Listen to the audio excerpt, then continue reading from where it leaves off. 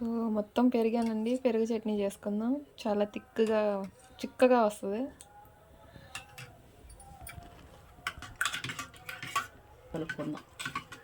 కవ్వంతో చిలకక్కర్లేదు అత్తయ్య? చిరిగితే చిలుకోవచ్చమ్మా, చిరగనా? కారం వేసుకున్నారు 1 స్పూన్, 1 స్పూన్ కారం, స్పూన్ పసుపు, స్పూన్ పసుపు వేసారా?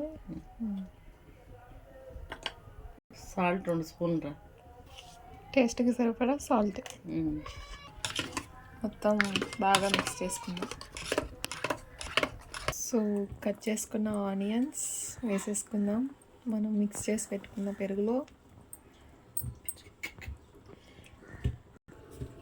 ఇప్పుడు కొత్తిమీర అండ్ తాలింపు, కొంచెం ఆయిల్ వేసుకుని అందులో 2 ఎండుమిర్చి వేశారు,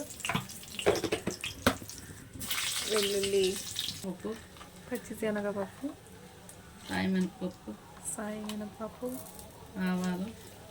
ఆవాలు, కట్ చేసి పెట్టుకున్న పచ్చిమిర్చి, జీలకర్ర, లాస్ట్లో కరివేపాకు, కొంచెం పసుపు, కొంచెం ఇంగువ. పోపు రెడీ, వేసేస్తున్నాం. సో ఇది ఫ్రెండ్స్ పెరుగు చట్నీ, మజ్జిగ చారు, ఇంకా ఏం పేర్లు ఉంటావో అవన్నీ ఇదే. Please like, share and subscribe my channel. Bye friends.